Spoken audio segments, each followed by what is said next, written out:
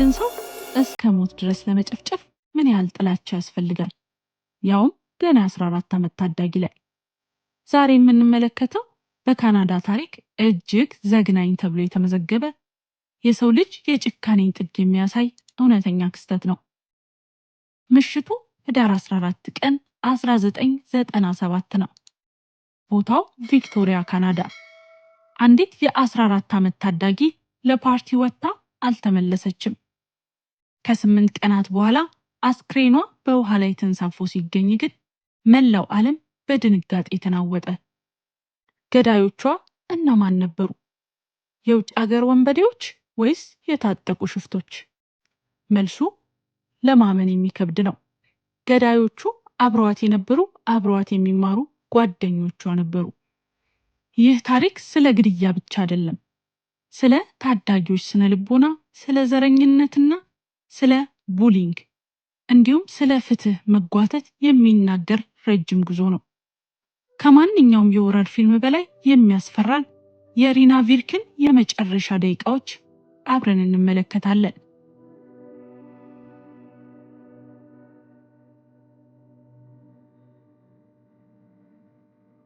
ሪና ቪርኪ የ14 ዓመት ታዳጊ ነበረች። ሪና በቤተሰቧ ውስጥ በጣም ጥብቅ የሆነ አስተዳደግ ነበራት። አባቷ ማንጂት ቪርክ ከህንድ የመጡ ሲሆን እናቷ ሱማን ደግሞ የይሖዋ ምስክር እምነት ተከታይ ነበሩ። ይህ ጥብቅ አስተዳደግ ሪና ላይ ጫና ፈጥሮባት ነበር። እንደ ማንኛውም ታዳጊ ኩል መሆንና ጓደኞች ማፍራት፣ በሌሎች ዘንድ ተቀባይነት ማግኘት ትፈልግ ነበር። ነገር ግን ሪና በመልኳ በሰውነቷ ክብደት ምክንያት በትምህርት ቤት ውስጥ ተማሪዎች ይሳለቁባት ነበር። የብቸኝነት ደግሞ ይበልጥ በባህሪያቸው አስቸጋሪ ወደሆኑ ሾርላይን ጋንግ ተብለው ወደሚጠሩ ወጣቶች እንድትጠጋ አደረጋት። ሪና ተቀባይነትን ለማግኘት ስትል ብቻ ከነዚህ አደገኛ ወጣቶች ጋር መዋል ጀመረች። ሪና በወቅቱ ከቤተሰቦቿ ጋር ግጭት ውስጥ ነበረች። እንዲያው በሐሰት አባቴ ያጥቅቶኛል በሚል ክስ መስርታ ለተወሰነ ጊዜ ከቤት ወጥታ ቆይታለች። ይህ ሁሉ የሆነው ግን ከጓደኞቿ ጋር ለመመሳሰል በነበራት ጉጉት ነበር። ያላወቀችው ግን እነዚህ ጓደኞቿ የሞቷ ምክንያት እንደሚሆኑ ነበር። ሪና በዚያች አሰቃቂ ምሽት ወደ ቤት ሳትመለስ ስትቀር እናቷ ሱማን ቪርክ እንዲሁም አባቷ ማንጂት ቪርክ ልባቸው ክፉኛ ተሸበረ። ሪና ከቤት ወጥታ የማታውቅ እንዲሁም በቤተሰብ ቁጥጥር ስር ያለች ልጅ ስለነበረች እናቷ ሌሊቱን ሙሉ ስልኳን ስትደውል ብታድርም ምላሽ አልነበረም። ጠዋት ሲነጋ ጓደኞቿን መጠየቅ ጀመሩ። ነገር ግን ሁሉም ጓደኞቿ አላየናትም ወይም ቀድማን ሄዳለች የሚል የውሸት ምላሽ ሰጧቸው። ፖሊስ ፍለጋውን ቢጀምርም ሪና የት እንዳለች የሚጠቁም ፍንጭ አልነበረም። ቤተሰቦቿ በየቀኑ በቴሌቪዥን መስኮት እየቀረቡ ልጃችንን መልሱልን በማለት በእንባ ይለምኑ ነበር። በመጨረሻ ህዳር 22 ቀን ፖሊስ ሄሊኮፕተር በመጠቀም ሲፈልግ አስክሬኗን ከድልድይ አቅራቢያ በውሃ ላይ ተንሳፎ አገኘው። የቤተሰቡ ተስፋ ወደ መሪር ሐዘን ተቀየረ። የሪና አስክሬን ላይ የታየው ጉዳት እጅግ ዘግናኝ ነበር። ፊቷ ሊታወቅ በማይችል መልኩ አብጧል። ፀጉሯ ተነቃቅሏል። በመላ ሰውነቷ ላይ የድብደባ ምልክቶች ነበሩ።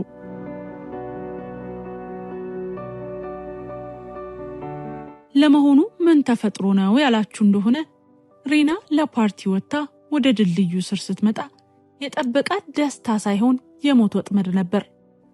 በቦታው የነበሩ 8 ወጣቶች፣ 7 ሴቶችና 1 ወንድ በሪና ላይ የፈጸሙት ጥቃት በ2 ደረጃ የተከፈለ ነበር። በመጀመሪያ ወጣቶቹ ሪናን ከበቧት። አንዲት ሴት በሪና ግንባር ላይ ሲጋራ አጠፋችባት። ወዲያውኑ ሁሉም ተረባረቡባት። ሪና መሬት ላይ ወደቀች። ፊቷን፣ ሆዷንና ጭንቅላቷን በእርግጫና በቡጥ ያደቋት ጀመር። አንዷ ፀጉሯን ይዛ መሬት ላይ ስታጋጭ፣ ሌላዋ ደግሞ በጫማ ጥርሷ እስኪረግፍ ድረስ ረገጠቻት። ሪና እባካችሁ አቁሙ ብላ ብትለምንም እነሱ ግን እየሳቁ ድብደባውን ቀጠሉ። አብዛኞቹ ወጣቶች ድብደባውን አቁመው ጥለዋት ሄዱ። ሪና እየደማችና እየተጎተተች ወደ ቤቷ ለመሄድ ድልድዩን ተሻገረች። ነገር ግን ኬሊ ኤላርድና ዋረን ግሉዋትስኪ ተከተሏት። ሪናን በድጋሚ መሬት ላይ ጥለው ራሷን እስክታጣ ድረስ ደበደቧት። የደረሰባት ጉዳት ምን ያህል ከባድ እንደነበር በምርመራ ሲታወቅ በርካታ አጥንቶቿ ተሰባብረዋል። አንጎሏ ላይ ከፍተኛ የደም መፍሰስም ደርሷል። ዶክተሮች እንደሚሉት ጉዳቱ በመኪና የተገጨች ሰለባ ከሚደርስባት ጉዳት ጋር እኩል ነበር። በመጨረሻም ኬሊ ኤላርድ ራሷን የሳተችውን ሪናን ጎትታ ወንዝ ውስጥ ጨመረቻት። ይህ ታሪክ በካናዳ የሕግ ታሪክ ውስጥ ረጅሙና ውስብስብ የሆነው በዋናው ወንጀለኛ ኬሊ ኤላርድ ግትርነት ነው። ኬሊ ለ20 ዓመታት ያህል ፍትህን ስታሾፍባት ቆይታለች። ኬሊ በተደጋጋሚ ጥፋተኛ ተብላ ቢፈረድባትም በጠበቆቿ አማካኝነት ይግባኝ እያለች ፍርዱን 3 ጊዜ ታሰረዝ ነበር። የሪና ቤተሰቦች ለዓመታት ፍርድ ቤት እየተመላለሱ ቁስላቸው እንዲታደስ ተገደዋል። በግድያው የተሳተፈው ብቸኛው ወንድ ዋረን ከጥቂት ዓመታት በኋላ በጥፋቱ ተጸጽቶ ለሪና ቤተሰቦች ይቅርታ ጠየቀ። የሪና ወላጆችም በሚገርም የሰውነት ልክ ዋረንን ይቅር አሉት። ኬሊ ኤላርድ ግን ለ20 ዓመታት እኔ አልገደልኳትም ስትል ቆይታለች። በመጨረሻም ግን በ2017 ዓ.ም ከእስር ቤት በጊዜያዊነት ለመውጣት ስትል አዎ ሪናን ደብድቤ ወደ ወንዙ ጎትቼ ከተትኳት እኔ ነኝ ስትል ለመጀመሪያ ጊዜ አመነች። ይህ እውነት ለመውጣት 20 ዓመታት ፈጅቷል። የሪና ቪርክ ታሪክ ዛሬም ድረስ በካናዳ ትምህርት ቤቶች ውስጥ እንደ ትልቅ ትምህርት ይሰጣል። ይህ ታሪክ ስለ ቡሊንግ አደገኝነት፣ ስለ ታዳጊዎች ስነ ልቦናና ስለ ይቅርታ ትልቅ ትምህርት ያስተምረናል። አንድ ተራ ጭቅጭቅና ተቀባይነት የማግኘት ጉጉት ወደማይመለስ አሰቃቂ ግድያ እንዴት ሊያመራ እንደሚችል ማሳያም ሆኗል። እናንተስ ስለዚህ ታሪክ ምን ታስባላችሁ?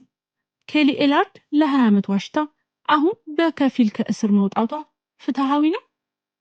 ወላጆች በልጆቻችሁ ላይ ምን አይነት ክትትል ማድረግ አለባችሁ? አስተያየታችሁን ኮሜንት ላይ አስፍሩልኝ። ቪዲዮውን ከወደዳችሁት ለዛሬ ዩቲዩብን ላይክ፣ ሰብስክራይብ ማድረጋችሁን አትርሱ። በቀጣይ በሌላ እውነተኛ ታሪክ እስክንገናኝ ደህና ቆዩ።